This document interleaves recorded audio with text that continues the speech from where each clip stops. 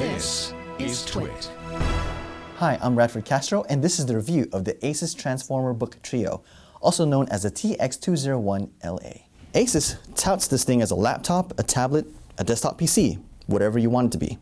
Here's Windows, and as soon as I undock it, bam, it's Android. Check that out.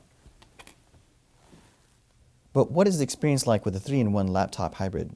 Some may see this thing as an ingenious contraption or an annoying chameleon. When you look at the box, it's easy to think this is a Windows machine. Ironically, the Intel Inside logo and the Windows Start screen tease buyers into thinking it's only a full Windows machine with a detachable tablet. Once the tablet is undocked, bam, it's Android. Why? Well, Windows sits in a hard drive that's inside a keyboard trackpad of the machine, while Android sits in the drive space in the tablet hardware. The tablet has its own specs, while the keyboard dock has another. In concept, it sounds like a win-win situation. Android provides you a gateway of consumer apps, while Windows provides you a chance to do some work with Office and play with a ton of legacy apps. The keyboard also works well with Android, and it even uses the Windows key to head home and even touchpad gestures to navigate through the screens. When the keyboard and tablet are paired, you feel that other companies should follow. It seems like a no-brainer. That is, until you discover some weird things.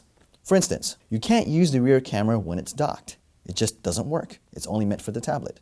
The storage cannot be accessed between the two operating systems except for a couple of things like SD card, which ironically, you'll have to plug into the other when doing so. The primary operating system is Android, with Windows becoming secondary. The reason being is that Android can be used as a tablet and a laptop, but with Windows, you can only use it as a laptop.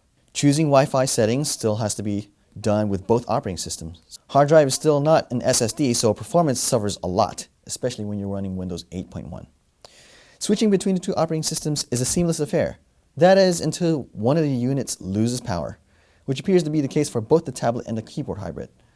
Now, neither OS peers into the battery life of the other. Making it much more worse is the fact that the battery life does not appear to be one of its strengths for both the tablet and as a hybrid laptop. The big positive though is that, of course, you get two operating systems and one of them is a full Windows experience on one side. The second thing is that it does have a PC station mode allowing you to connect the machine to a monitor. But of course, this works best only on Windows.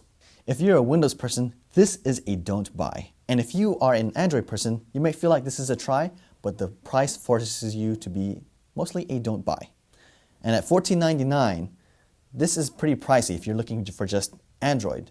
And for Windows and Android together, it just seems confusing to use together as you get deep into it. The pros is, it has a clean design, has a nice quality, switching between the operating systems is seamless. The docking is easy, and there is definitely strong performance on both the tablet and the laptop. The cons thing is that at 3.7 pounds, it's heavy, especially as a hybrid. Thing two is that it has average battery life. And at 90% battery life, you're looking at 2 to 3 hours, unfortunately. And that's all thanks to the hard drive. And the thing too is that it's expensive. At $14.99 is just way too much for both operating systems. If you're looking for something that's purely Windows or Android, this is probably going to be a bad experiment for you. Instead, you should look elsewhere for something that's more purely of each of those operating systems. And again, I'm Radford Castro for Before You Buy.